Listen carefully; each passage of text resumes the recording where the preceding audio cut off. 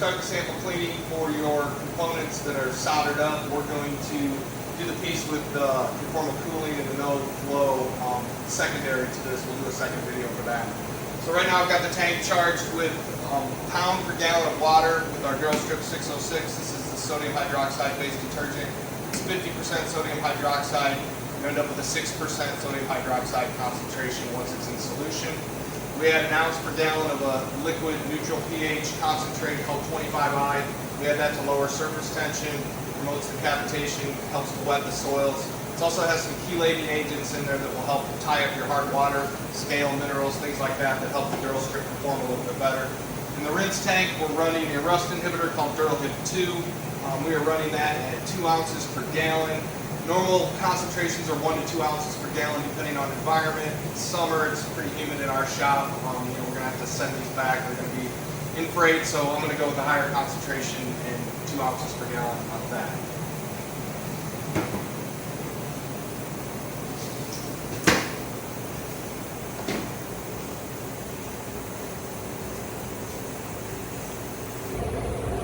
We've got the parts in our heavy-duty stainless steel basket. It's got a 1-inch mesh. We're going to start this with a 20-minute cleaning process. We'll pull the parts after 20 minutes, rinse them, inspect them. With the level of solder that we're seeing on here, I would expect to probably have to run a second 20, maybe even out to a whole 60-minute cycle for complete removal. So when I drop this in, you're going to start to see the reaction of the sodium hydroxide in the aluminum, even without the ultrasonic cavitation. And it's going to be pretty violent when it starts because it's all fresh aluminum. There's no oxide on the aluminum. If we just leave it set in just the straight sodium hydroxide without the ultrasonics, that reaction starts to slow down as the detergent at the surface starts to neutralize and as that oxide layer starts to build up on the aluminum. The cavitation that the ultrasonics provides will kind of serve dual purpose. It will refresh the solution at the surface and it will eat away at that oxide layer, allowing fresh aluminum to react with the sodium hydroxide.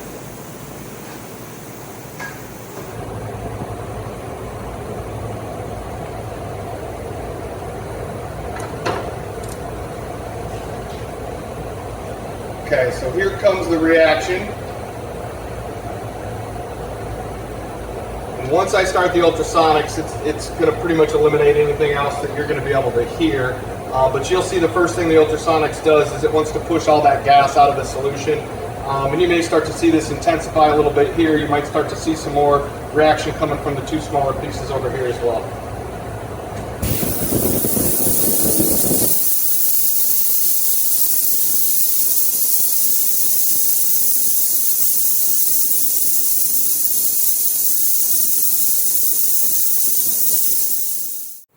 Okay, so the first 20-minute cycle's done. The first thing we're going to do is just see what we've got in the chamber for reaction still going on.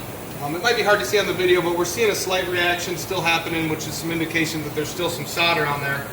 When I turn the ultrasonics on, you'll see that reaction start to pick up a little bit. So you can see there's still some solder going on here. And every once in a while on the 2 little pins, we've probably got a little bit going on as well. We'll pull this out of here and drop it into the rinse tank and take a look at them.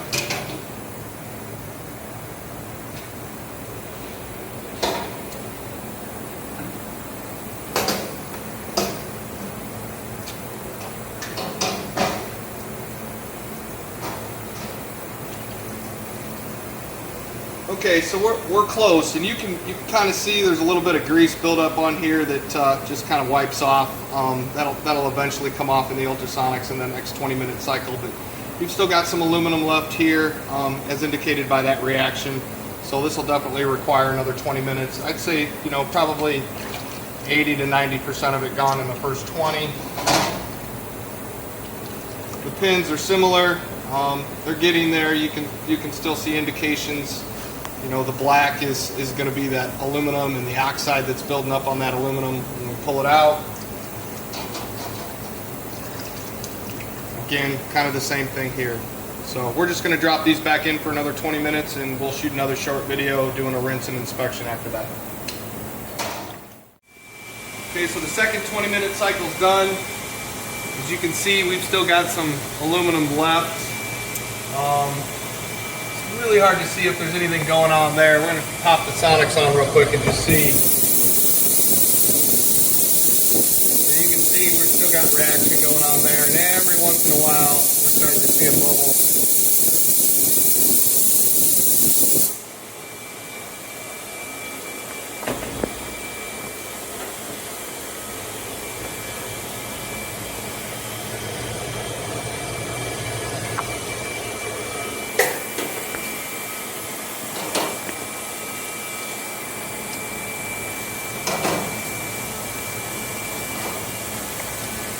That's where we are after 40. You can see, what was aluminum when we pulled it out, unoxidized aluminum. As soon as it hits the air and it gets rinsed a little bit, it just turns black with oxide. So there's still a little bit there. We're gonna pop it in for another 20 minutes.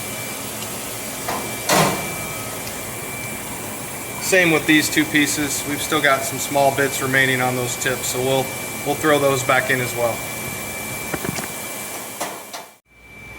Okay, so this is the last 20-minute cycle, so total of an hour right now. I'm not seeing any indication of any reaction occurring without the ultrasonics on. Kind of pick it up, get them closer to the surface. I'm not seeing anything happening. Let's turn the ultrasonics on and take another look. It looks to me like they're probably clean.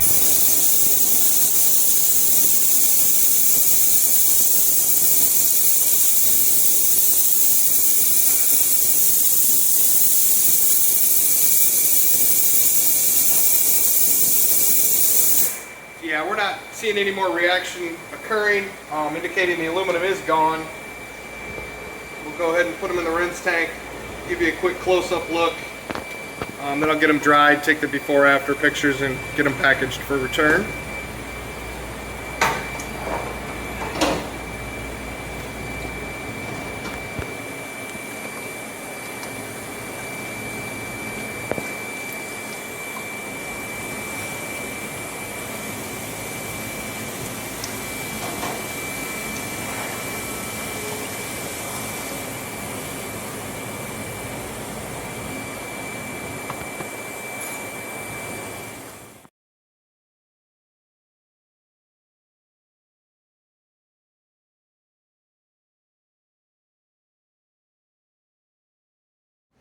Okay, so for the second video, we've got this piece that's got a conformal cooled line on it.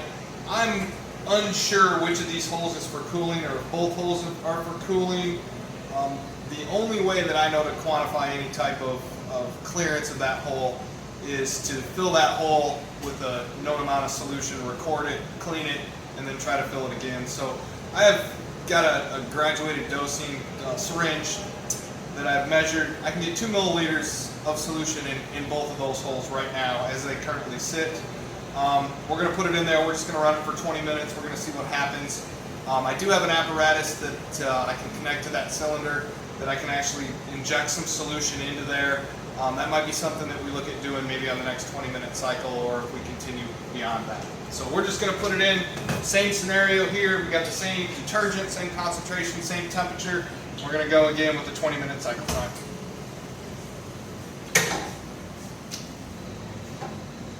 I am going to give it a little bit of a pitch when I put it in there just to get it to fill with what I can. You're not going to see a lot. There's no aluminum, so I don't expect any type of reaction, and you're probably not going to see a lot coming out of that hole.